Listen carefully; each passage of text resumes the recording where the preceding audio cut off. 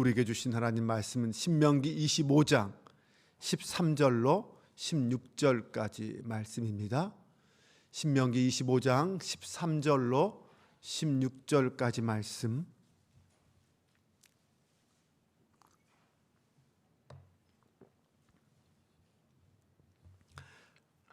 신명기 25장 13절로 16절 한 절씩 교독하며 봉독합니다. 너는 내 주머니에 두 종류의 저울추 곧 큰 것과 작은 것을 넣지 말 것이며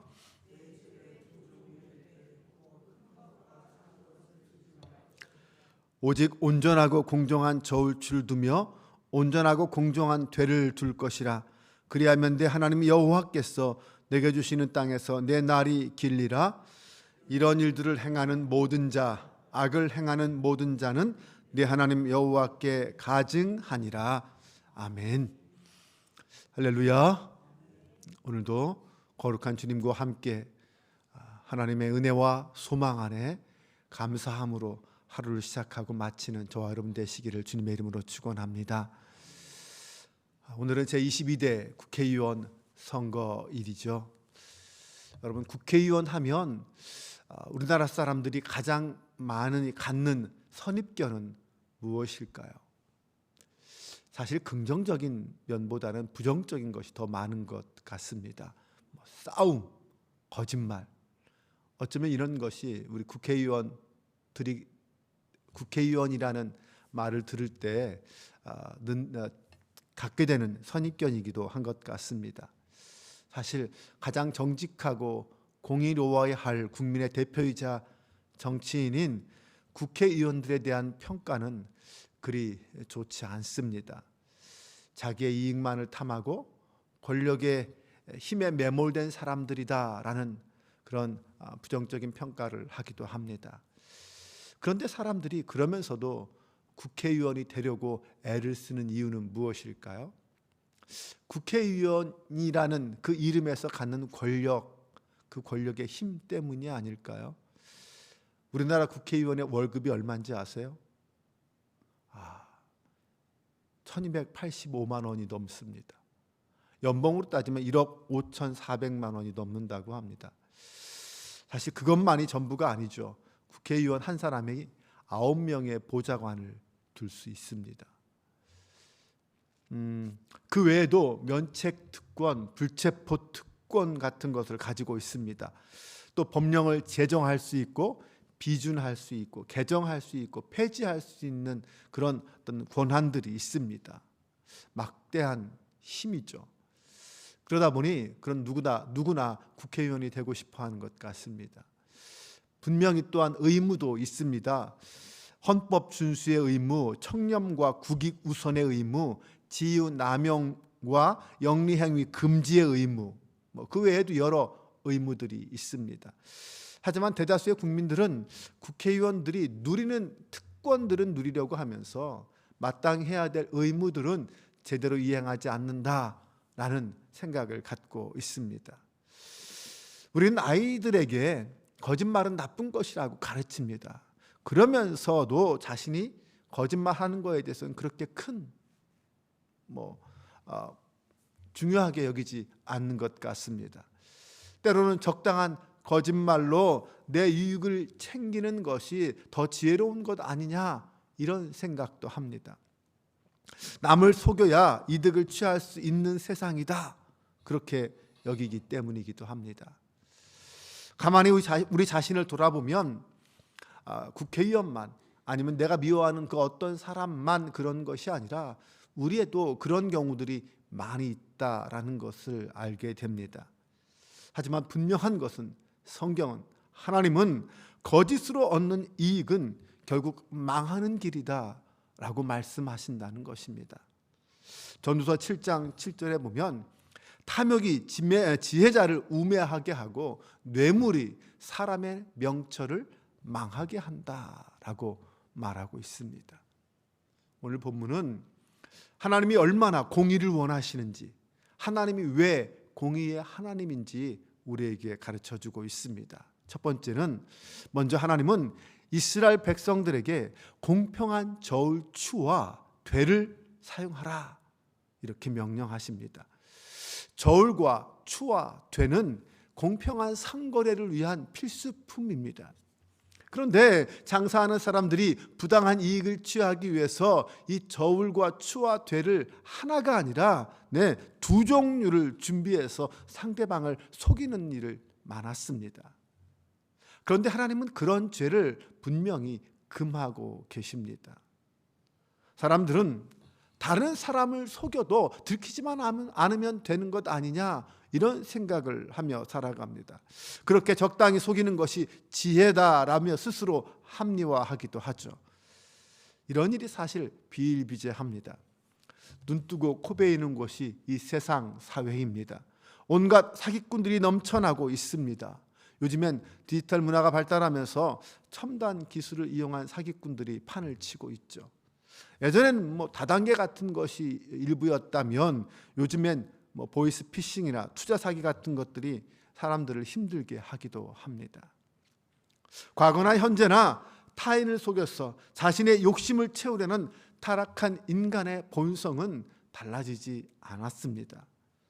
하나님이 정직하고 공정한 상거래를 명하신 것은 결국 사람은 속일 수 있어도 하나님은 속일 수 없다라는 것을 알려주시는 말씀이기도 합니다. 하나님은 모든 것을 다 알고 계시다는 것이죠. 그러므로 우리는 하나님 앞에 언제나 정직한 모습으로 살아가야 합니다. 국민들 앞에서 하는 말과 국회의원이 된 이후에 하는 말이 다른 사람은 뽑아서는 안 됩니다. 국민보다 자기 이익을 우선하는 사람을 뽑아서도 안 됩니다. 하나님과 국민을 두려워하지 않는 사람을 뽑아서도 안 됩니다.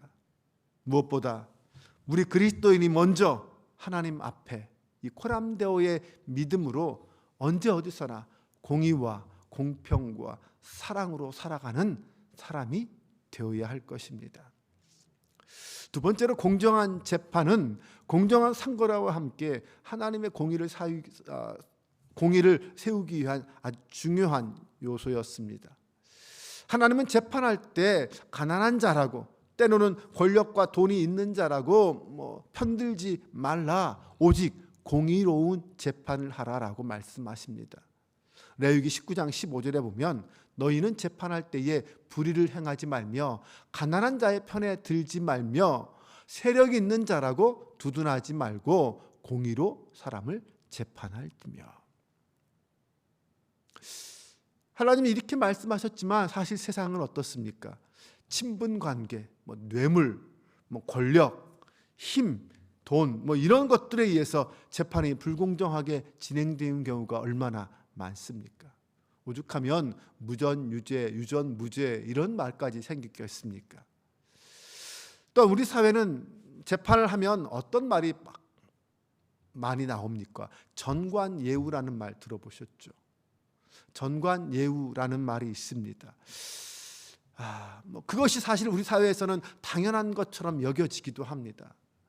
변호인을 누구를 쓰냐에 따라서 판결이 달라지는 것입니다. 사실 이 전관예우라는 말 자체에 이미 불의가 포함되어 있는 말 아닙니까? 그런 것이 있어서는 안 되는 거죠. 그것이 있다는 얘기는 거기에 재판에 뭔가 다른 것이 영향을 끼치고 있다는 뜻이기 때문입니다. 어쩌면 우리는 이미 그러한 불의를 인정하며 살아가는 그런 사람들이 아닌가 생각해 봅니다. 서로가 서로의 불의를 인정하며 살아가는 거죠. 그렇게 재판의 공의가 아니라 욕심을 채우기 위한 도구로 전락해 버렸다는 것입니다. 잘못된 재판 때문에 아무 죄가 없는 사람이 죄인이 되고 죄 있는 사람이 오히려 무죄가 되어서 무죄인이 되는 그런 경우도 많습니다. 이런 것들도 모두 거짓된 상거래와 같이 공의의 하나님을 무시하는 악한 행위들입니다. 모두가 다 하나님이 싫어하는 죄악이라는 사실을 잊지 말아야 합니다.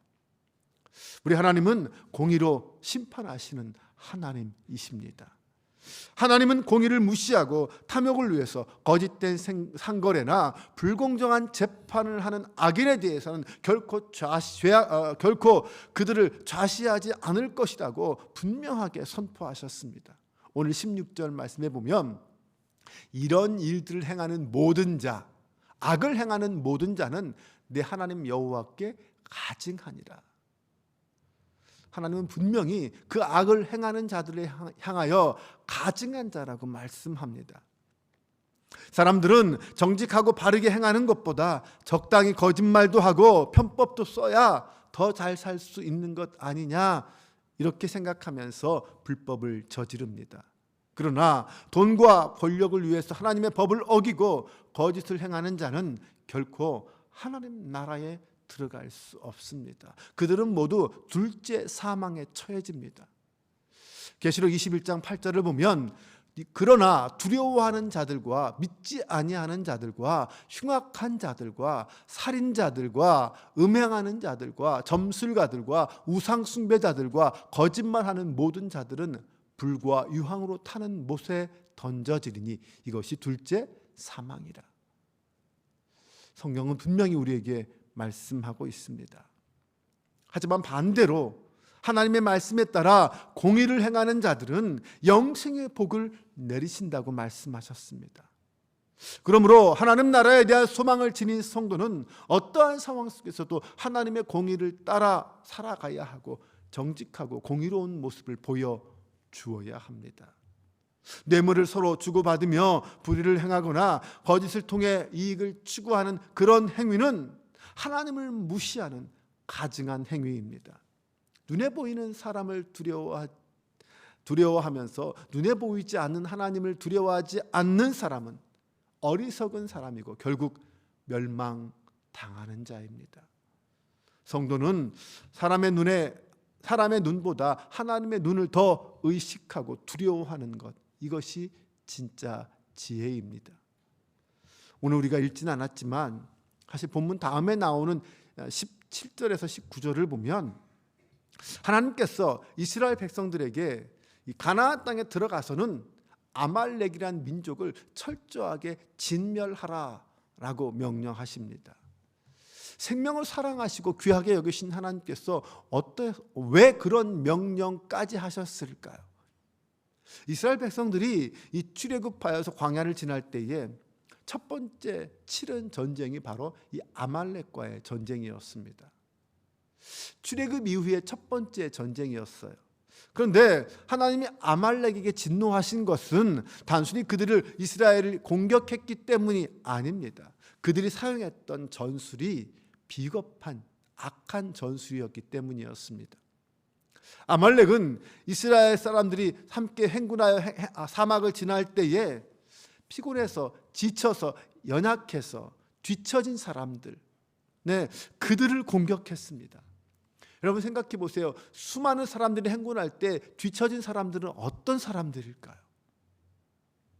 대부분 노약자나 여성들, 어린아이들 같이 힘없는 사람들일 것입니다.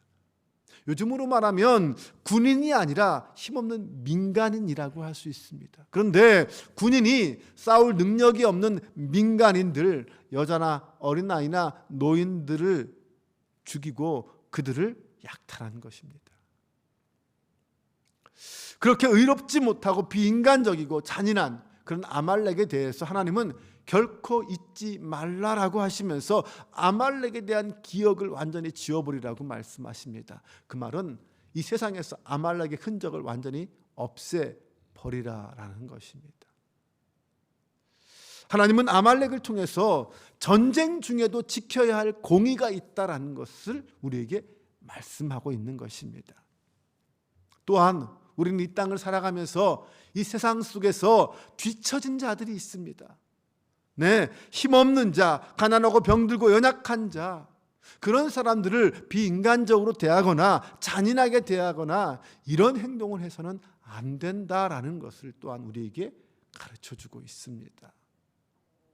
사랑하는 여러분, 내가 어떤 자리에 있든 우리의 삶의 주인은 하나님이시라는 사실을 잊지 마시기 바랍니다. 우리의 모든 행동 앞에 하나님을 의식하며 날마다 코람데오의 삶을 살아가면서 오늘 나를 통해 하나님의 사랑이, 하나님의 공의가 실현되는 그것을 기뻐하고 기대하며 살아가는 저와 여러분 될 수 있기를 주님의 이름으로 축원합니다. 기도하겠습니다. 하나님, 공의의 하나님께서 우리에게도 공의의 삶을 명하신다는 것을 깨닫습니다. 악한 욕심에 매몰되어 살아가는 사람이 아니라 언제나 하나님의 시선을 의식하며 하나님의 뜻과 말씀을 따라 공의와 사랑의 삶을 선택하는 저희들 되게 하여 주옵소서. 오늘은 국회의원 선거일입니다.